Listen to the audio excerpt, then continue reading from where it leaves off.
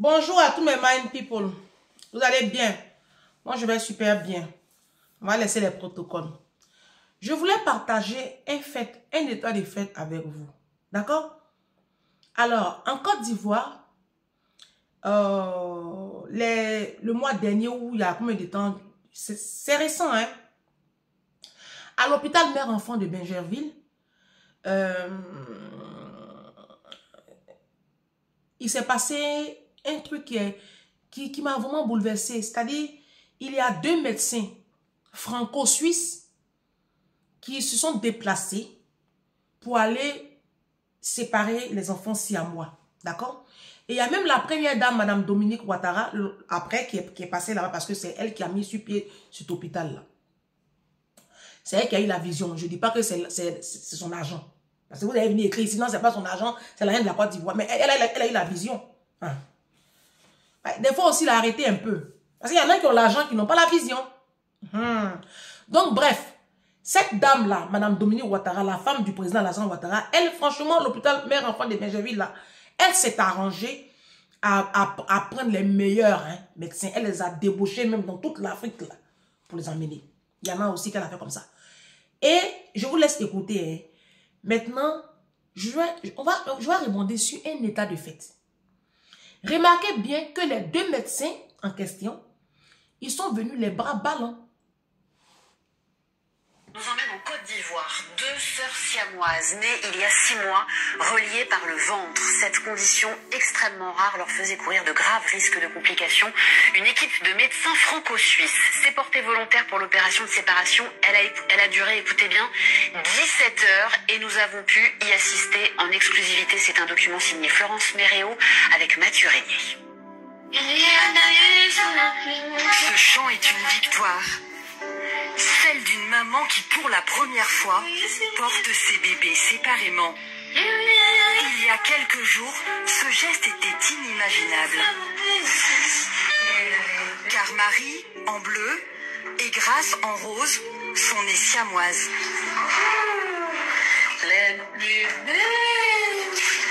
Soudées par le ventre, elles ne font qu'un. Leur seule chance de grandir, une opération.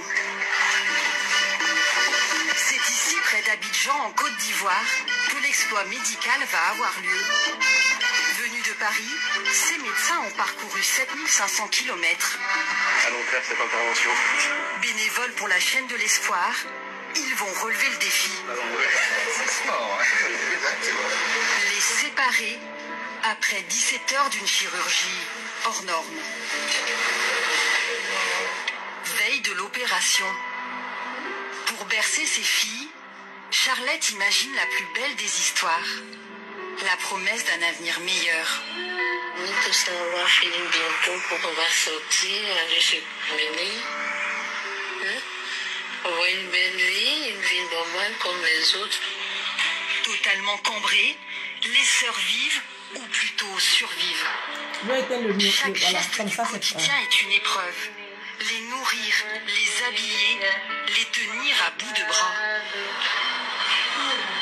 Elles sont couchées, et des fois s'assoient.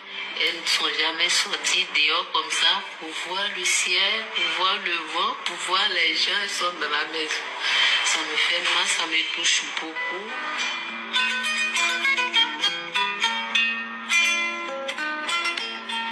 Devoir cacher ses filles, c'est l'autre réalité de cette famille. En Côte d'Ivoire, beaucoup appellent les Siamois les enfants maudits. Regardez-moi ça. Leur sécurité est menacée. Au village, vraiment, ils n'allaient pas accepter du tout. Ça veut dire quoi? Ça veut dire qu'ils allaient les tuer. Son unique espoir se trouve dans cet hôpital. Bonjour monsieur, bonjour madame. Bonjour les filles. Magnifique, vous êtes des championnes.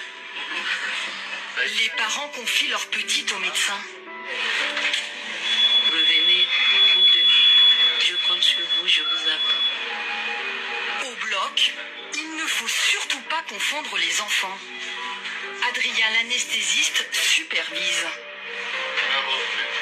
On identifie les enfants avec un code couleur bleu et rose. Et donc il y a l'équipe, le matériel et l'enfant bleu et l'équipe, le matériel et l'enfant rose. Bon, ok, on va commencer. L'incision. Christophe, le chirurgien, a déjà réalisé 4 opérations de siamois en France. Le faire ici en Côte d'Ivoire est une grande première. Dans la salle, c'est l'effervescence. Rose, ça passe pas très bien. Mais très vite, les visages se crispent. Tous les organes des enfants sont mélangés, comme un immense puzzle. C'est pas du tout ce qu'on s'imagine. Mais vraiment pas du tout. L'intervention censée durer 6 heures s'éternise. La nuit tombe. Priez pour ne pas s'imaginer le pire. Pour la maman, l'attente est interminable.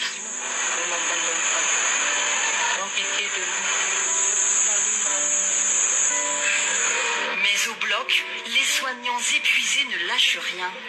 Trouver une solution à chaque problème.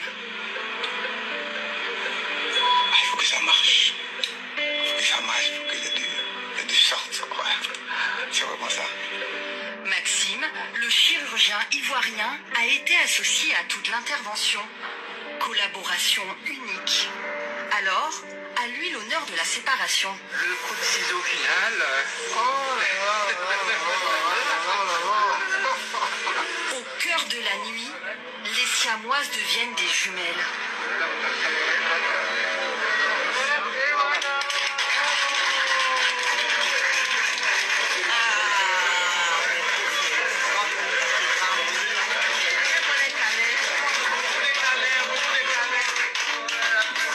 Premier réflexe, rassurer la famille.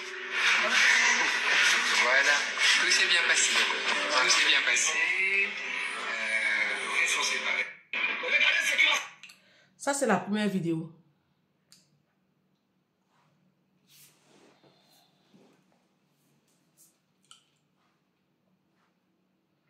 La deuxième vidéo.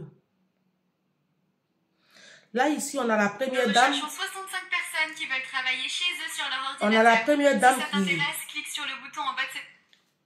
Hôpital mère-enfant Dominique Ouattara de Bingéville. À la porte 502, au premier étage de la salle d'hospitalisation de chirurgie pédiatrique, sont logées Grâce Dominique et Marie Dominique. Nos 2 siamoises opérées et séparées avec succès.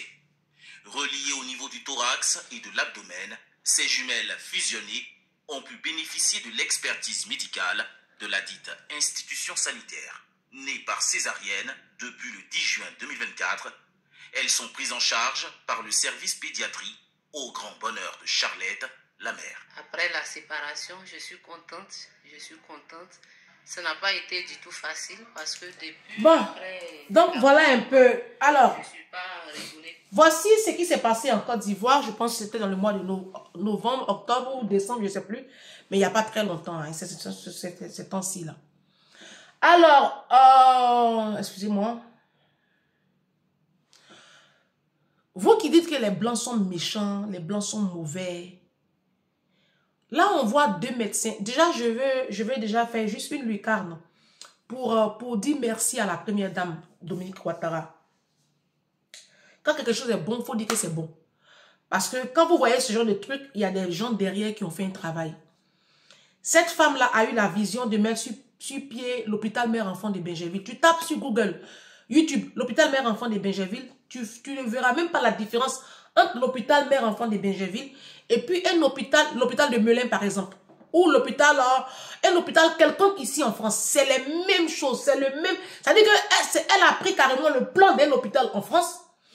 Et c'est ce plan-là qu'elle allait déposer à Bingéville. Et c'est exactement les mêmes appareils, tout. Quand tu arrives à l'hôpital mère-enfant de Bingéville, c'est comme si tu étais en France. Oui, ça coûte cher. Parce que la santé coûte cher. D'accord? Oui, ça coûte cher. Il faut aussi qu'il y ait une politique par rapport à ça. Mais la santé en elle-même coûte cher. Il faut dire les choses. Voilà. Et dans cet hôpital-là, on a 2 excellents médecins. Parce qu'elle a fait de sorte que... elle a fait en sorte de débaucher, de ramener sur cet hôpital-là les meilleurs médecins. Ok, d'accord. Mais ce que je veux que vous, ce que je veux que vous reteniez dans cette vidéo, c'est les deux franco-suisses là. Deux jeunes médecins. Vous avez vu au début de la vidéo, vous avez vu bien qu'ils ne sont pas partis avec du matériel. Hein. Ils sont juste partis avec le savoir, la connaissance et puis l'amour. Regardez les deux médecins là, ils débordent d'amour. Quand tu fais ton travail avec beaucoup d'amour, quelles que soient les difficultés que tu vas rencontrer dans en faisant ce travail-là, à cause de l'amour que tu as mis dedans, tu auras la victoire. C'est la leçon là, je veux que vous reteniez ici. Leçon numéro 1.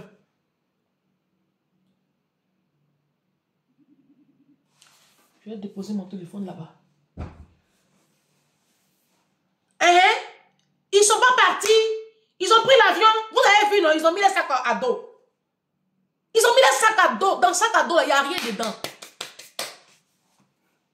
Ils sont partis trouver le matériel sur place. Bien oui, l'hôpital mère-enfant de Benjaville est équipé. La première dame, elle s'est arrangée à ce que l'hôpital là, ça soit vraiment, c'est la haute technologie. Hein. Les gens quittent toute l'Afrique là pour venir se faire soigner.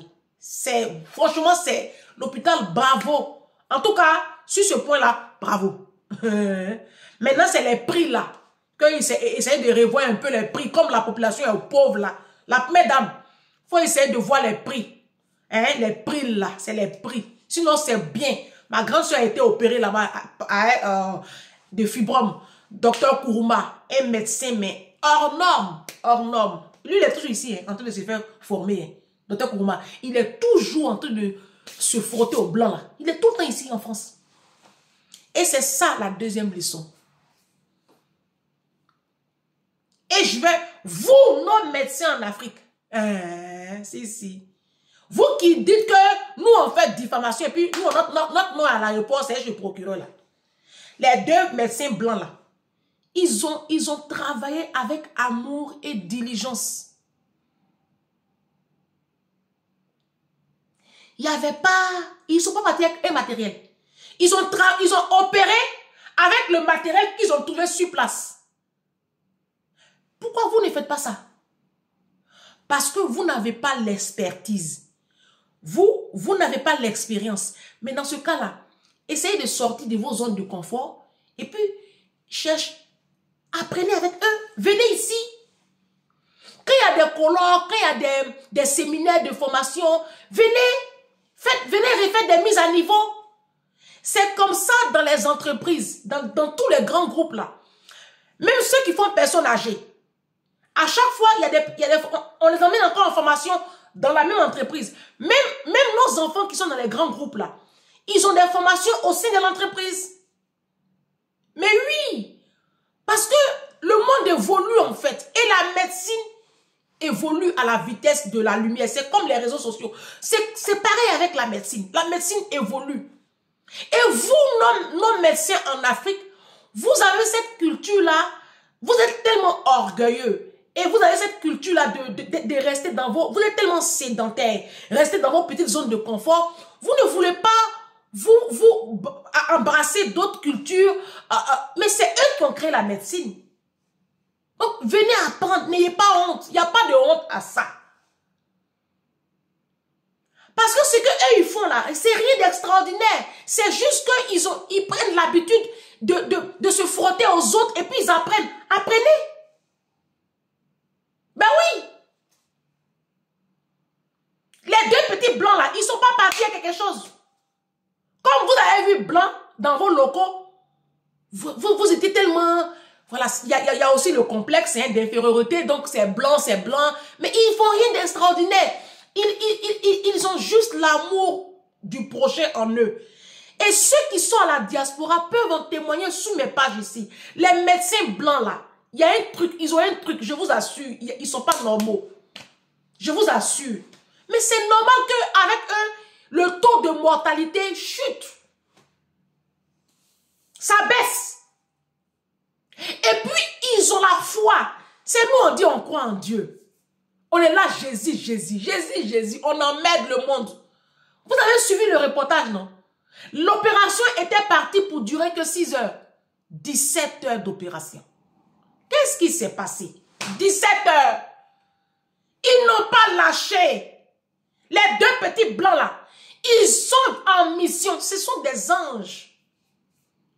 Et les blancs sont comme ça. Le blanc, hein. Vous avez dit non, t'en as dit quoi? Oh, vous êtes ici à la diaspora, vous connaissez blanc. On vous dit pas. On vous dit pas. Ils ont fini avec l'amour. Ils ont tellement l'amour dans leur cœur qu'ils ont toujours la victoire. 6 heures d'opération est devenue 17 heures. Et ils sont restés debout. Complication sur complication. Ils sont restés debout. Ils n'ont pas abandonné. Parce qu'ils ont beaucoup d'amour en eux. Et parce qu'ils ont prêté serment. Sauver des vies. Mais vous, nos médecins en Afrique. Vous, nos médecins en Afrique. La moindre petite difficulté, vous abandonnez vos patients.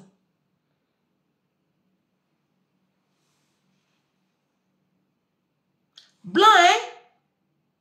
Le Seigneur va toujours s'arranger à ce que ceux-là, il commande le monde. Le Seigneur Jésus, lui qui a créé la terre, là, il n'a aucun intérêt à donner le pouvoir aux Africains. Non. Sinon, le monde serait déjà détruit. Blanc, hein? Blanc. Il ne regarde même pas si tu as tes papiers. Non, je vous assure. J'étais sans papier quand j'ai pris la grossesse de ma fille.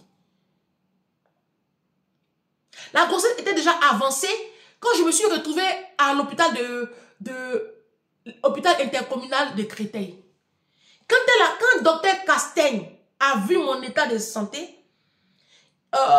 c'était prévu qu'on me renvoie dans notre hôpital. Elle dit non, on ne peut pas la laisser partir. On ne peut pas. Tout de suite, ils ont créé une place pour moi. Il n'y avait plus de place, ils avaient atteint leur quota. Elle dit non, on ne peut pas laisser passer Madame Dianzo, il y a un problème. Je n'ai pas de papiers, j'avais l'aide médicale de l'État. On s'en fout. Blanc, ils s'en foutent de ça. Ça maintenant, il faut voir avec le gouvernement. Eux, ils ne sont pas là pour ça. Pendant ma grossesse, j'ai vécu une grossesse très difficile. J'étais vraiment attaquée. Tous les mercredis, je pointais à l'hôpital. J'arrivais là-bas à 9 h, on me libère vers 15 h. J'étais suivie comme ça tous les mercredis jusqu'à ce que j'accouche. Et ils étaient à mes petits soins comme ça, les blancs là. On me dit, Madame Dianzo, il y a un risque de trisomie. Votre fille, il y a un risque de trisomie. On fait d'autres analyses. Ils me disent, le risque de trisomie est vraiment fortement élevé. Il faut qu'on vous fasse une amniosynthèse pour voir si vraiment l'enfant va naître trisomique. Et auquel cas, c'est vous qui choisissez. Soit vous la faites venir au monde, soit le bébé dans votre ventre. Le jour où on devait faire l'amniosynthèse, pour ceux qui ne le savent pas, c'est un examen où on te plonge une grosse seringue comme ça. Elle est longue, la seringue. On te la plonge dans ton ventre. On fait un trou.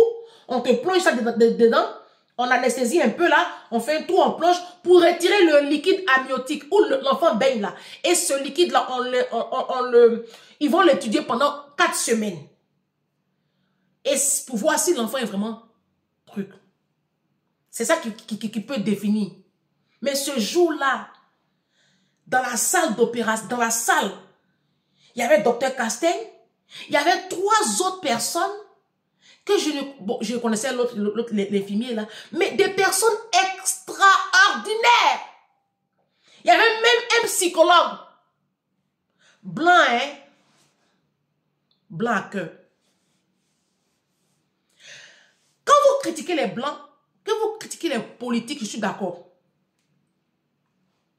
Mais l'individu, les blancs, blanc est bon.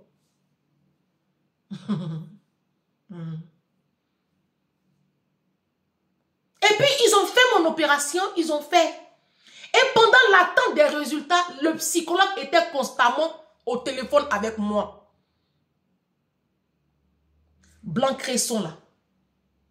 On s'en fout si j'ai l'argent, la couleur de la peau. Ils n'ont pas regardé la couleur de ma peau. Ils ont l'humain en eux. Ils ont le cœur à offrir du bonheur aux gens. Pourquoi vous n'êtes pas comme ça? Vous avez embrassé un corps de métier qui demande de l'amour. En fait, c'est ça que vous ne comprenez pas. Les métiers d'aide à la personne sont des métiers où tu dois manifester l'amour de Dieu. Sinon, ce n'est pas la peine. Va faire autre chose. Les métiers d'aide à la personne. Vous qui êtes dans les personnes âgées, vous qui faites la garde d'enfants, vous qui êtes dans le corps médical, on les appelle les métiers d'aide à la personne. Ces métiers-là, on ne les choisit pas parce qu'on a faim. On les choisit par vocation et parce qu'on a l'amour de Dieu en nous. Si tu n'as pas l'amour de Dieu en toi, que tu n'as pas l'amour de l'homme, aimer l'homme, sauver des vies, aider, personne âgée, il faut quitter. Le corps médical, il faut sortir du corps médical. Garde d'enfant, il faut laisser. Va faire ton petit ménage, va faire la sécurité. Tu n'as pas le cœur à garder enfant d'autrui. Il faut laisser.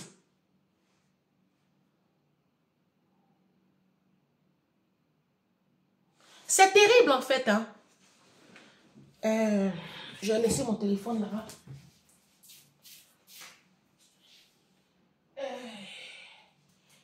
Moi, cette vidéo-là m'a fait tellement pleurer quand je l'ai regardée là pour la première fois. Franchement, il y a une autre vidéo où il y a un monsieur. Je pense que ce monsieur-là, les gens lui ont dit hein, que, ah, monsieur, ils vont te... On dit, ah, monsieur, ils vont te faire du mal, hein. Ils vont te faire du mal, monsieur. Le monsieur, il a dit, mais je fais quoi de mauvais? Moi, je décris juste une situation. Pourquoi la vidéo, là, je ne la vois pas? Elle est là, la vidéo. Pourquoi je ne la vois pas? C'est un monsieur qui est en train de dénoncer, en fait, sa maman. C'est Rebecca Chouchou qui m'a envoyé la vidéo. Sa maman a piqué un AVC. Sa maman a piqué un AVC. Et puis, bah, je pense, hein, il a emmené sa maman à l'hôpital. À l'hôpital, dans une clinique où on demandait, je ne sais pas pourquoi ça passe pas, où on lui demandait 1 million ou 2 millions pour qu'on accepte sa maman. Ça passe pas, je suis désolée. Ouais, le diable, non. Vidéo, je viens de visualiser là. Vidéo, là, passe pas. Ah, Satan. Avec ou sans toi, ma vidéo, elle va être enregistrée. Hein. L'essentiel est déjà dit. Hein.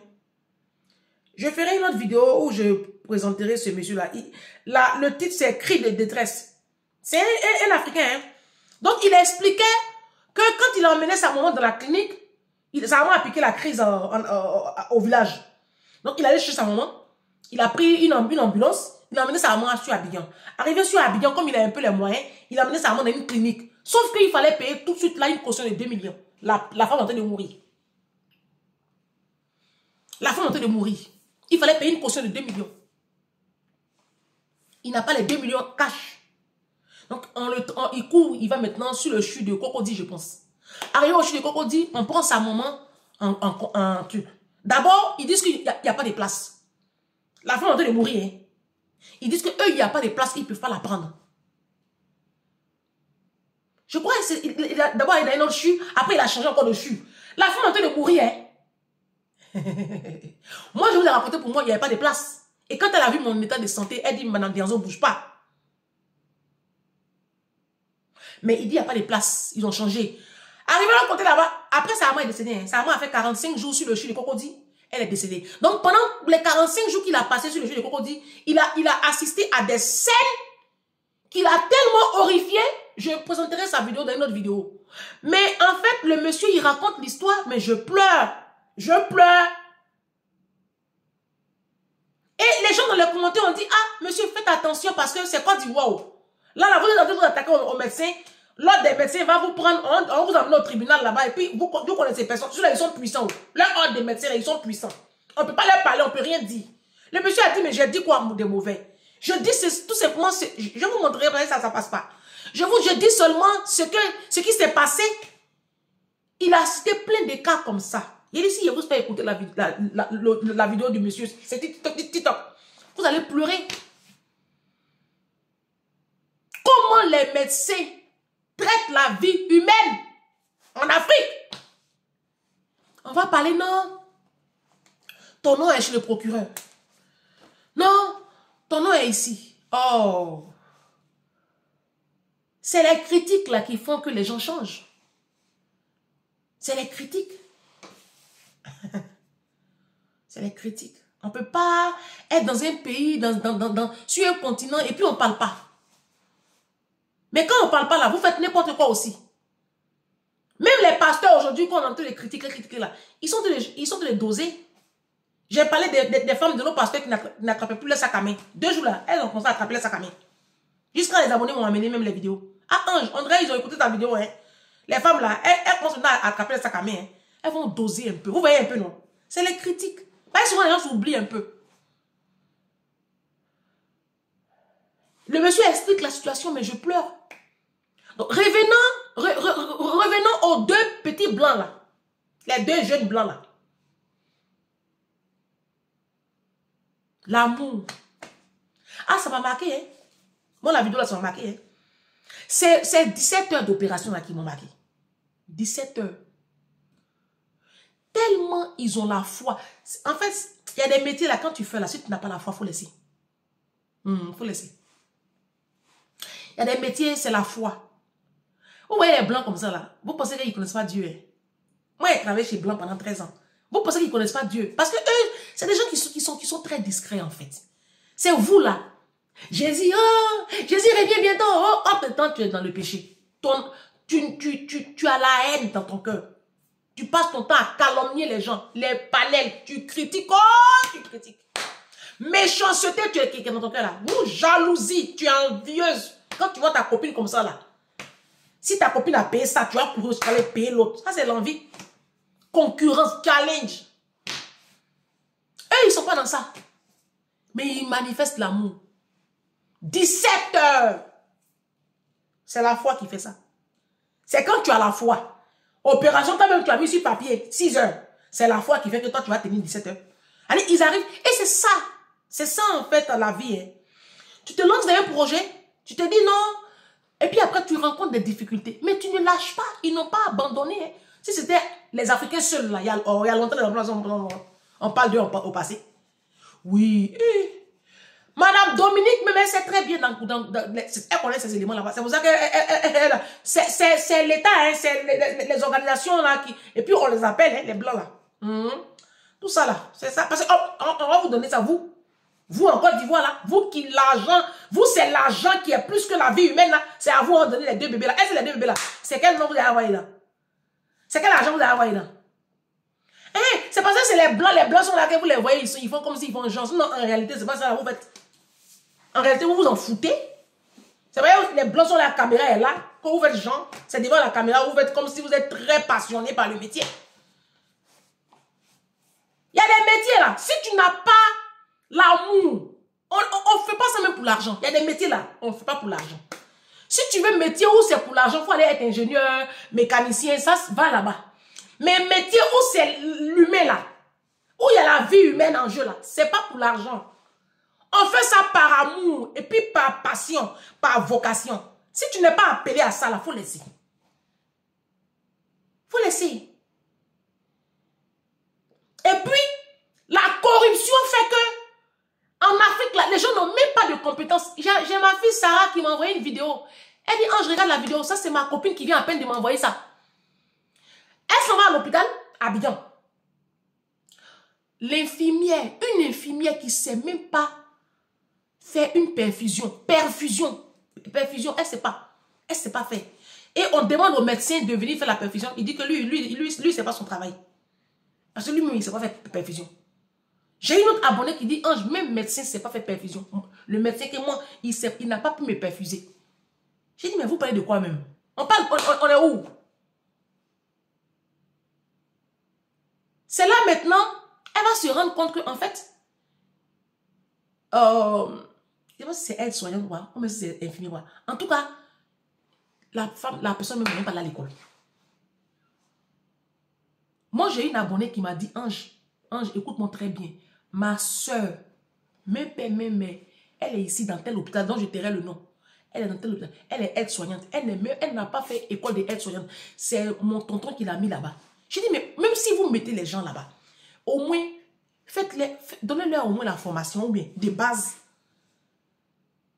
J'étais en vacances en 2021. Ma fille était malade. Je l'ai emmenée à l'hôpital de choses de la Palmeraie. J'ai dit, comment la dame lui a fait l'injection? J'ai crié, j'ai dit, oh! Mais attends, c'est pas du bétail, ma fille. Elle dit, madame, pourquoi vous criez sur moi? Mais vous êtes une nullade. Vous êtes une nullade. Même moi-même qui ne suis pas du corps médical, là, je sais que c'est pas comme ça, on pique un bébé. Ah! On dirait elle a mis seringue dans la cuisse d'un bœuf. De toute façon, j'ai crié. Jusqu'à ce que le médecin vienne. C'est le médecin qui a terminé le truc. C'est pas possible. Faites-vous former. Et puis, essayez de faire des remises. Je sais pas. Donc, c'est ce que je voulais partager avec vous. Ils vont écrire mon nom encore. Les médecins, les Africains, vous qui êtes là-bas, là, qui êtes dans le domaine médical, là, ne vous fâchez pas. Ne vous fâchez pas. Essayez de vous remettre à niveau. Essayez d'avoir l'amour. Voilà. Il y a des corps de métier, là, c'est l'amour. Il faut aimer l'homme. L'argent, là, ça vient après. L'argent, là, ça vient après. Là, Dieu, même quand tu fais ton travail avec bon cœur, là, Dieu te bénit. Dieu te bénit. Vous ne pouvez pas considérer l'argent jusqu'à... Et puis la vie humaine, là, ça va être comme autre chose devant vos yeux. Et puis, c'est les petits blancs, là, qui vont quitter leur pays, venir maintenant faire opération de siamois dans votre pays. Vous êtes où? C'est pas le même diplôme que vous avez eu? Ou bien, eux, le diplôme, c'est au ciel, ils ont eu ça. C'est le même diplôme de médecine, là. Je ne sais plus. On a demain, non? On a demain. Est-ce qu'on va s'en sortir? Vous qui faites personnes âgées ici en France, qui maltraitez les personnes âgées là, Dieu vous voit, hein? Moi, je vous parle. Vous qui êtes dans le domaine médical ici, personnes âgées, vous les nounous là, qui maltraitez les enfants des blancs là, Dieu vous voit, hein? La colère de Dieu est sur vous, hein? Regardez vos vies.